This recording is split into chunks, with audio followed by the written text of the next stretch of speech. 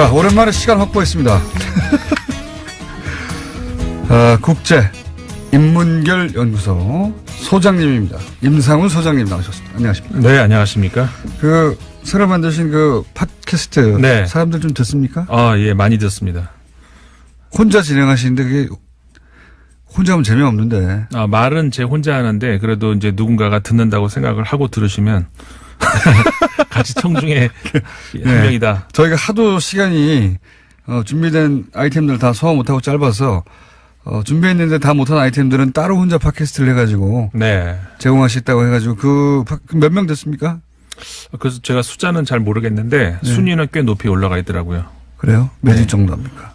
그러니까 두 가지에다 올렸는데 그 중에 하나는 올린 직후에는 8위까지도 올라가더라고요. 8위 무려 전체.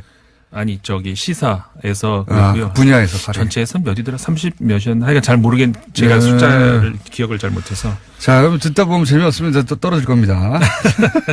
근데 제 맘대로 이렇게 막 되는 게 아니고 우리 PD가 하자는 대로 해야 되고, 왜냐하면 우리 인문결 연구소가 이게 좀 블록체인 방식으로 운영이 되거든요. 블록체인 방식으로 된다는 거는 게릴라처럼 분산돼 있고 게릴라처럼 각자의 역할이 분산돼 있는 데다가 무슨 일이 일어난지는 또 다 공개가 돼 있고. 네, 그러니까 이게 이제 체계적으로 안 돌아간다는 얘기죠. 아니 그게 아니죠. 이게 피라미드식이 아니라 이 망처럼 이렇게 엮여 있다는 그런 얘기입니다. 그러니까 체계적으로 안 돌아가고 각자의 열의로 움직이는. 그죠?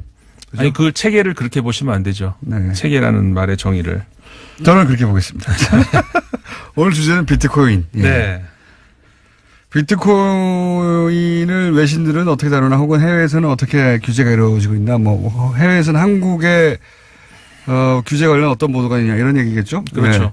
그러니까 비트코인 관련해서 이제 엄청 뉴스가 많아요, 사실 전 세계적으로. 맞습니다. 이제 더 넓게 보자면은 암호화 화폐 그 관련해서 특히 우리나라에서 지난 한 주 좀 길게 보면 한 열흘 동안 큰 이슈가 되지 않았습니까? 그 관련 보도들이 외신들에서 참 많이 나왔어요. 그렇죠. 네, 한국이 거래량이 전 세계에서 지금 가장 많거든요. 네. 예, 엄청나게 많아요. 엄청나게. 우리나라의 경제 규모에 비교를 했을 때 우리나라 인구 5천만 명이 좀 넘지 않습니까?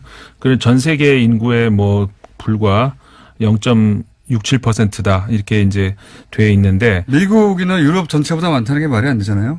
우리나라에서 이루어지고 있는 거래량이 외신과 프랑스의 르피가로지가 보도한 바에 따르면은 전 세계 20%가 비트코인이 우리나라에서 거래된다고 하거든요. 세계 1위, 3위 거래소가 우리나라에 있는 걸로 제가 알겠습니다. 네. 그리고 아까 말씀드렸지만 우리나라 인구 규모, 그다음에 우리나라의 경제 규모에 비했을 때 이거는 너무 심한 정도의 거래량이 우리나라에서 이루어지고 있고. 과열된 건 확실하고요. 과열이라는 것은 그러니까 외신에서 보는 우리나라에서 이루어지는 비트코인의 거래 한마디 키워드로 정하자면 과열 이렇게 정리가 될 수 있을 것 같아요. 과열 투기 이렇게 보고 있습니다. 실제. 네, 맞습니다.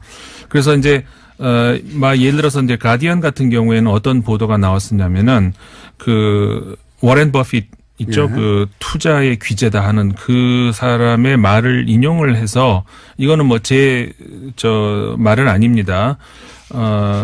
워렌 버핏이 보기에 이 가상화폐의 종말은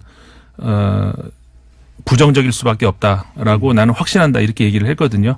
그 말이 맞는지 틀린지 저는 알 수는 없겠습니다. 저는 모르겠습니다만 어쨌든 이 가디언 신문이 그 기사를 내면서 하고 싶었던 말은 뭐였냐면은 어느 정보가 됐던 간에 무엇인가가 이렇게 과열 증상을 보이고 지나치게 많이 모이고 했을 때 가만히 놔두고 보는 정부는 없다. 그렇죠. 이렇게 어느 정부나 마찬가지입니다. 네, 이렇게 됐습니다. 그러니까 한국 정부가 관여를 하고 있다고 하는 것에 대해서 외신들이 볼 때 그거 당연한 거 아니냐 이렇게 보는 너무 것이죠. 당연한 거죠. 사실은 이 정도 과열되고 이 정도 투기성이면 기술 논란과 기술과는 무관하게 그 시장은 진정시켜야 되는 겁니다. 그렇죠. 네. 그러니까 우리가 이런 논란도 국내에서 많이 있는 걸로 알고 있는데 뭐냐면은 기술 발전을 왜 막냐 이렇게 되는데 그거는 혼동을 하고 있는 겁니다. 당연히 이제 기술 발전을 하면서 그 기술을 이용을 해서 뭔가가 이제 다른 응용을 하는 분야가 나오게 되겠죠. 그 이번 이제 비트코인도 마찬가지일 테고. 그러니까 블록체인과 비트코인의 관계 아니겠습니까? 물론 블록체인이라고 하는 기술의 응용이죠. 그렇죠. 비트코인. 물론 화폐는. 비트코인을 그 구상을 하다가 보니까는 블록체인이라는 방법이 이제 만들어진 건 맞지만 그거는 어느 분야든 마찬가지입니다. 우리가 뭔가가 예를 들어 연필도 그런 거 아닙니까? 뭔가 쓰려는 의도가 있으니까 연필이 만들어진 것처럼 그건 마찬가지인데 그 기술의 발전이 그러면 기술의 발전을 막느냐? 그 기술의 발전이 있으면은 그걸 응용하는 데 있어서 부작용도 똑같이 발전을 한다는 것이죠. 그럼 그거를 정부가 두고 볼 수는 없지 않느냐? 그런 거 아니겠습니까? 그리고 이제 블록체인 기술은 분명히 전도 유명한 기술이긴 한데요. 그 활용이 오로지 가상화폐 비트코인만은 아니거든요. 예. 네. 다양한 활용이 있는 겁니다. 자, 그 기술 문제보다는 이 이야기는 이 자체로 또 토론거리니까요. 그래서 외신이 이 한국 논란을 어떻게 보도하고 있느냐, 혹은 외신은 이 비트코인 관련해서 우리 한국을 제외하고도 어떤 보도들이 일반적으로 있느냐, 그것 좀 소개해 주시죠. 예. 일단 국가마다 이제 제재를 하고 있는 나라가 있고 그렇지 않은 나라가 이제 있는 거는 다 알려져 있죠. 중국 같은. 그걸 뭐 통일하자는 얘기도 있죠, 지금은. 전 세계적으로. 네, 뭐 그런 얘기도 있습니다만 그게 과연 현실성이 있을 것 같지는 않고 왜냐하면 비트코인의 탄생 자체가 중앙 집권적인 화폐 체계에 반발을 하면서 나오는 거 아니겠습니까? 근데 이게 또 하나의 전 세계의 큰 통제할 수 있는 하나의 어떤 뭔가를 묶는다는 것에 대해서 이게 아마 이루어질 가능성은 없는데 왜냐하면 G20에서는 그런 논의를 한다고 하더라고요. 이번에. 근데 전 세계적으로 이게 비트코인이라는 것에 있어서 키워드라고 하면은 그 분권화 이게 사실은 키워드거든요. 그러니까 중앙은행에서 찍어내는 화폐에 반대하는 이게 그 개념이 비트코인 아니겠습니까? 뭐 철학은 거기서 출발했죠. 네. 네. 그러니까는 거기에 그대로 전 세계에서 비트코인을 한꺼번에 통제할 수 있는 뭔가를 만들자는 것이 그대로 과연 이루어질 수 있을까? 그거는 이제 회의적이라고 할 수가 있는데. 그래도 저는 정부는 할 수 있다고 봅니다.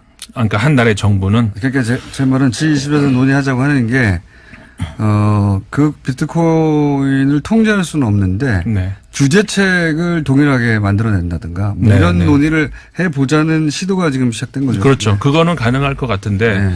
그러니까는 뭐 예를 들어서 최근에 인도네시아 같은 경우도 인도네시아도 뭐 인구도 워낙 크고 이제 경제 규모가 큰 나라인데 최근에는 비트코인을 통한 거래를 제한한다 이런 이제 인도네시아도 그렇게 시작했다는. 네, 불법으로 만들었죠. 발리 같은 곳에서. 네네네. 그렇게 이제 그 뉴스도 나오고 뭐 중국은 이미 이제 그런 나왔었고. 그러니까 국가마다 이제 통제 혹은 뭐 제재 혹은 간섭 체제가 이제 조금씩은 달리 나오고 있습니다만은 말씀하신 것처럼 어느 정도의 그 전 세계적인 뭐라고 할까요? 땅 고르기 정도는 앞으로 나오지 않을까 이런 생각을 할 수 있습니다. 여기서 규제하면 다른 나라로 가버리니까. 그렇죠. 아예 이제 G20 같은 곳에서는 그렇게 되면 소용이 없으니. 예. 그런 보도가 나와요. 그러니까 우리나라에서 이제 정부에서 관여를 한다고 하니까는 이게 과연 그러니까 회의적인 보도죠.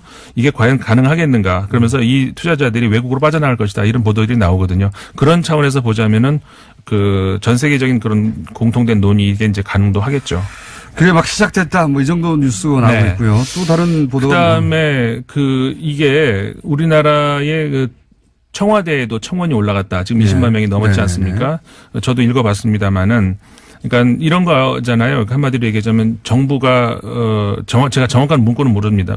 잊어버렸습니다만 정부가 서민의 꿈을 한 번이라도 실현해 준 적이 있느냐 뭐 이런 그런 정도의 이제 문장이었는데 이게 이제 일본의 니혼 게자이 그러니까 니케이 신문이죠. 줄여서 니케이 신문이 그런 관련 보도를 했어요. 그러니까 뭐냐면 우리나라에서도 그 얘기가 많이 나오죠. 젊은 세대가 특히 그 정부의 관여에 대해서 굉장히 반발을 한다. 근데 하필 그 젊은 세대가 현 정권의 지지층과 겹친다. 우리나라에서 나옵니다. 그러니까 그 니케이 신문이 그래서 현 정부의 딜레마다 이렇게 이제 보도를 했어요. 근데 그러면 이 젊은 세대가 이제 제가 보기에 과연 젊은 세대가 하나로 묶을 수 있는 어떤 뭐 젊은 세대로 그냥 퉁칠 수 있느냐 한마디로 얘기해서 그러니까는 그 정부의 관여에 반대한다 혹은 뭐 불만을 가지고 있다라고 하는 사람이 그 사람들이 곧 현 정부의 지지 세력이냐 과연 그건 또 한번 봐야 될 것 같고 그 다음에 이게 그 현 정부에 대한 어떤 불만이라기보다는 니온 게자의 신문에 따르면은 그 세대 간의 갈등으로 번질 수 있는 소지가 있다. 이미 이제 이게 이제 이번 비트코인에서 나온다는 거거든요. 이게 무슨 소리냐면은 그러니까는 이게 과열된 투자 이제 그거 문제 아니겠습니까? 무슨 얘기냐면 내가 예상할 수 있는 내가 예를 들어서 몇 시간을 일을 하면은 그만큼 얼마의 급여를 받을 수 있다 이런 책이 아니라 얼마가 뛸지 모르겠지만 그러니까 한번 걸어본다 이거 아니겠습니까? 이게 과거의 전 세대에서는 이게 부동산에서 나타났었다는 것이죠. 그러니까 부동산에서 투자를 해서 가격을 왕창 띄워놓고 자기들은 그 안에 들어가 있고 젊은이층이 아무리 평생을 일해도 들어올 수 없는 거대한 성을 만들어 놓고 그러면 거기에 대한 박탈감 이때 나타난 것이 비트코인이라는 것이죠. 그래서 이제 비트코인에 한마디로 올인을 하려고 하는데 정부가 규제를 하려고 하니까 왜 당신들만 하고 우리는 막냐 뭐 이런 식의 그런 논리가 개발되어 있어요 현재. 네, 그러니까 내부적으로 말도 안 된다고 봅니다 저는 그거는.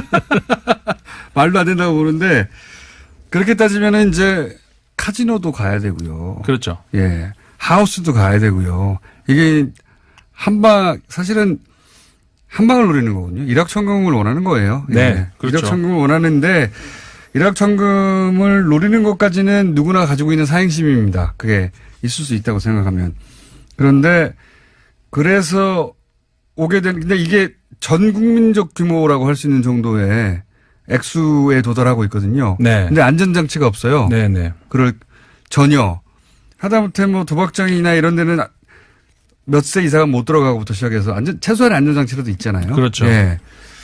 그러니까 그 안전장치가 없다는 거 그게 문제가 되는 것이죠. 아무런 안전장치 이게 규제라고 볼 게 아니고 최소한의 안전장치가 실명으로 해라 뭐 기타 등등 최소한의 안전장치를 두려고 하는 겁니다. 보호장치라고 예. 보면 될 것 같은 것이 과거에 사실 네덜란드에 있었던 튤립 대란 그 사례를 찾아보시면은 바로 이해가 되실 것 같아요. 이게 어떤 의미에서 국가가 큰 어떤 그 문제가 될 수 있는 소지를 안고 있는지 그거는 과거에 그 튤립 대란하고 비슷한 그렇게 그렇죠. 이제 예. 사례가 될 수 있을 그리고 것 뭐 같아요. 폰지 사기 얘기도 나오고요. 기본적으로 똑같지는 않은데 이제 이런 얘기를 하면 일확천금 노리는 거 아니야? 그러면 이제 아니야 기술 때문이야 이렇게 변호가 나오죠.